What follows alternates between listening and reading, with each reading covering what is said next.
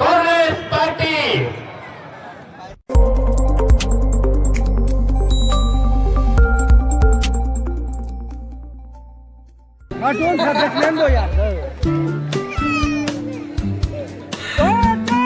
सम्मान नहीं है आज, नियत ठीक नहीं है बहनों, आपके लिए विकास करने की नियत नहीं है। होती तो अभी तक 10 सालों में आप कुछ देखते, आपके जीवन में तरक्की आती। आज तो सम्मान इतना है, इतना कम है कि आपके मुख्यमंत्री को मंच पे भी नहीं बिठाते हमारे प्रधानमंत्री जी। हमारे प्रधानमंत्री जी ने अपने पद की गरिमा को, अपने स्तर को इतना गिरा दिया है कि आपके मंच पे आकर उल्टी सीधी बातें, कट्टों की बातें, न्यायों की बातें कर रहे हैं।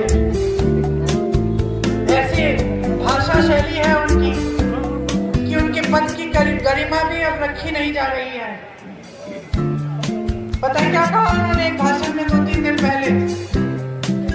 कहा कि कांग्रेस पार्टी के जो पोस्टर हैं उनमें देखिए तेजस्वी जी को बौना बना रखा है और आरजेडी के पोस्टरों में राहुल जी को बौना बना रखा है। मैं सोच रही थी प्रधानमंत्री हैं देश के, इनके पास और कोई काम नहीं है कि दूसरी पार्टियों की, अलग अलग पार्टियों की पोस्टरों में देखें कि कौन से नेता की कितनी बड़ी फोटो है। ये है इनका काम। खुद तो इतने बड़े नेता नीतीश जी हैं, बिहार के हैं बेटे, उनका सम्मान नहीं करते, उनको मंच पर नहीं बुलाते और दूसरी पार्टियों के पोस्टर की चर्चा करते हैं। और सबसे बड़ी बात तो ये है कि आपके संविधान को कमजोर करने की बात करते हैं, आपके अधिकारों को कमजोर करते हैं। वोट चोरी क्या है बताइए, क्या मतलब है इसका? आपके जीवन पर क्या असर पड़ेगा? 65 लाख वोट जो काटे हैं उससे आपके जीवन पर क्या असर पड़ेगा? कौन बताएगा? बताओ। अधिकार नहीं होगा। जितनी भी सरकारी स्कीमें हैं, किस आधार पर आपको पैसे भेजे जाते हैं, किस आधार पर आपको राशन भेजा जाता है कि आप नागरिक हो। अगर आपको नागरिक ही नहीं मान रहे, आपका वोट ही कट रहा है, तो आपको स्कीमें का फायदा कैसे मिलेगा? तो आपके अधिकारों को काटने का काम हो रहा है। और कौन कर रहा है इनके साथ? चुनाव आयोग, जिसका दायित्व है कि इस देश के लोकतंत्र की रक्षा करे, वो खुद आपके वोट करवा रहे हैं, खुद फर्जी वोट डलवा रहे हैं। राहुल गांधी जी ने एक खुलासा किया 2 दिन पहले कि हरियाणा में 25 लाख वोट काटकर सरकार की चोरी हो गई। आप होने दोगे ऐसा? आपके यहाँ से 65 लाख वोट काटे हैं। आप बदलाव चाहते हो, नई सरकार चाहते हो, रोजगार चाहते हो, नया भविष्य चाहते हो, तो आप अगर वोट डालने गए महागठबंधन को और बाद में पता चला कि आपके बूथ से कोई और रिजल्ट निकल रहा है, तो चुप रहोगे? मौन रहोगे कि अपने अधिकारों के लिए लड़ोगे, खड़े होगे अपने पूर्वजों की तरह?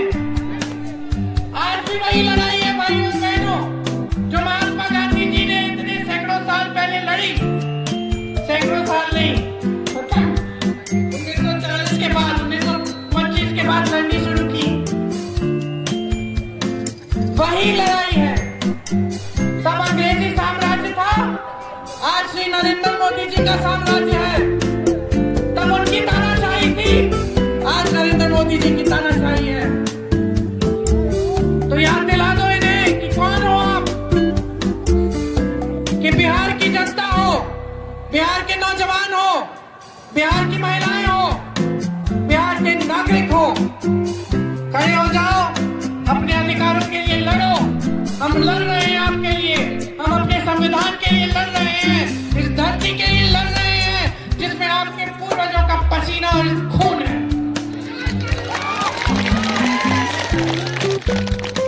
और इसके साथ आपके पूर्वजों के साथ हमारे पूर्वजों की भी शहादत इसी जमीन के लिए है। उनका खून भी इस जमीन में है और वो खून कभी व्यक्त नहीं होना चाहिए। नहीं, आप अपने पूर्वजों ने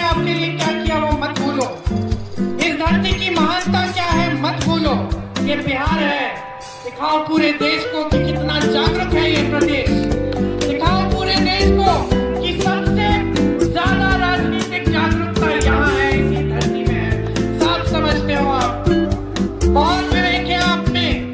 इस बार महागठबंधन की सरकार बनाओ ताकि इस देश की एकता बनी रहे, आपकी समानता बनी रहे, आपके अधिकार बने रहे, मजबूत बने और ऐसे नेता राज करें जो समझते हैं कि असली राज आपका है, कि असली शक्ति आपकी है, कि आपके सेवक हैं हम सब और आपने इस मंच पे बिठाया है। ऐसा अपना भविष्य बनाओ। और आज आप सब यहाँ आए हैं, मेरी बातों को बहुत ध्यान से सुना है, एकदम चुपचाप खड़े हैं। याद रखना, जब पोलिंग पे जाएंगे तो याद रखना मेरी बातों को, खासतौर से बहने याद रखना, मैं आपकी बात कर रही हूँ, अपने लिए नहीं, आपके लिए, आपके प्रदेश के लिए, आपकी भलाई के लिए। यहाँ खड़े होकर मंच पर नेताओं की आदत भी होती है, कुछ भी कह सकते हैं, बड़े बड़े वादे कर सकते हैं। खुद आकलन लगाओ, खुद पता करो, जानकारी लो। यहाँ से तो देश भर में पलायन करके जाते हैं लोग। पता करो कि तेलंगाना में, कर्नाटका में, जहाँ कांग्रेस की सरकारें हैं, वहाँ क्या हो रहा है, क्या महिलाओं को कुछ मिल रहा है हर महीने? पता करो क्या क्या मिलता है। जो राजस्थान में अगर कोई रिश्तेदार है उससे पता करो कि ये सच है कि जब कांग्रेस की सरकार थी तो वहाँ पे अच्छी अच्छी स्कीमें थी। यहाँ पे बघेल जी बैठे हैं, मुख्यमंत्री थे छत्तीसगढ़ से, के इनसे पूछिए छत्तीसगढ़ में जो आपके रिश्तेदार हैं उनसे पूछिए कि जब इनकी सरकार थी तो क्या क्या किया, और फिर आकलन लगाइए, खुद जांच करिए और समझिए कि कौन आपके लिए असली काम करना चाहता है और कौन आपका ध्यान भटकाकर, आपको फुसलाकर सिर्फ आपका वोट अपनी सत्ता के लिए, अपने स्वार्थ के लिए मांगता है। समझ लीजिए। और मुझे मालूम है कि आप पे बहुत विवेक है, आप सब कुछ समझते हैं, जागरूक हैं। इस बार आप महागठबंधन की सरकार लाएंगे ही लाएंगे। तो एक बार चारों जो उम्मीदवार हैं यहाँ जाए, इनको भारी से भारी बहुमत से जिताइए। एक बार जोर से मेरे साथ